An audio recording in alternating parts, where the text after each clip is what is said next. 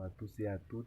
Je reviens encore pour la troisième fois vous parler de la guerre qui se passe au Nord Kivu. Je pense que tous les membres de ce forum me connaissent parce que j'avais commencé avec vous à partir des premiers concours de l'envoi des audios jusqu'à aujourd'hui. Nous sommes à la finale provinciale et je reviens encore pour expliquer la guerre qui se déroule au Nord Kivu. Premièrement, ce que je veux vous parler, mes chers, et tous les Congolais, parce que j'adresse cette vidéo à tous les Congolais, que se battre, ce n'est pas synonyme d'avoir des armes nucléaires ou soit non, non. Tu peux avoir des armes nucléaires, oui, mais si tu n'as pas l'esprit là de se combattre avec les autres, donc tu n'es rien. Tu n'es rien. Si nous regardons très bien, ce qui se passe dans d'autres États comme la Russie. La Russie possède l'arme atomique. La France possède aussi l'arme atomique. La Chine possède l'arme atomique, mais tous ces pays que je vais décider là n'ont pas le même esprit de se combattre dans une bataille.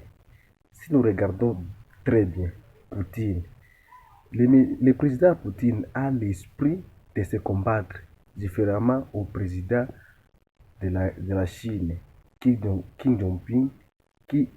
Jinping.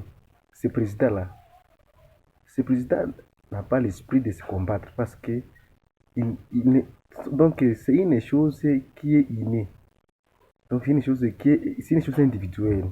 L'esprit de se combattre, c'est une chose qui est individuelle. Et on revient maintenant dans la guerre qui se passe au Nord Kivu. Beaucoup de Congolais parlent trop.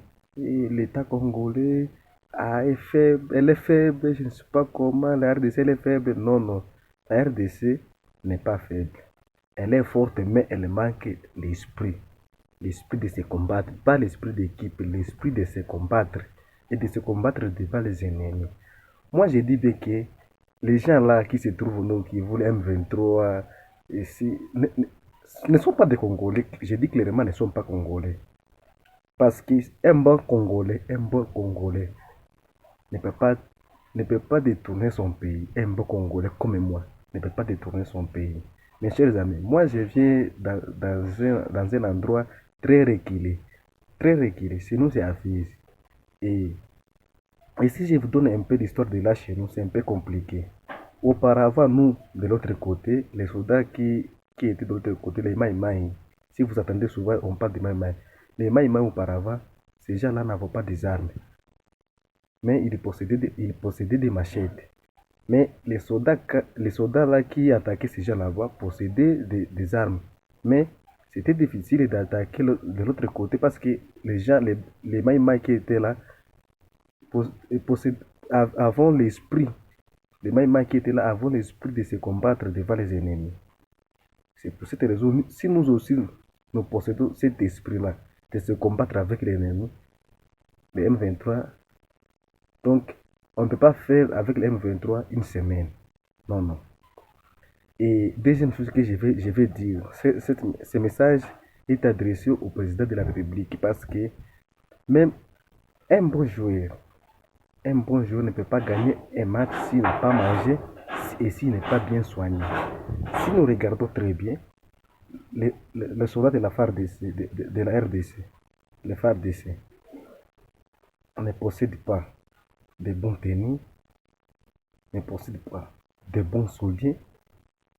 Donc, sont mal soignés. Les soldats de la RDC sont mal soignés. Si on ne te parle qu'un soldat de la RDC reçoit par mois 100 $. Son enfant, on ne sait pas s'il étudie.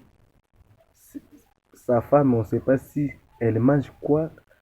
Et si vous remarquez, nous les Congolais, les spécialistes de mettre au monde, tu vas voir que chaque soldat a deux femmes ou 3 femmes et chaque femme a 5 enfants. Quel argent que tu vas donner pour ces pour ces 3 femmes-là et pour tous ces enfants. Rien. Et on vient te dire qu'un soldat de la SADC va recevoir chaque fin du mois $5 000. Un soldat de la RDC, les natifs du pays, chaque fin du mois, $100. Et pour avoir ces $100-là, c'est grave. Pour avoir ces $100-là, c'est grave. C'est ça les grands soucis. Si le président Tshisekedi décide aujourd'hui de donner à chaque soldat, aujourd'hui, chaque soldat $5 000, vous allez voir ce qui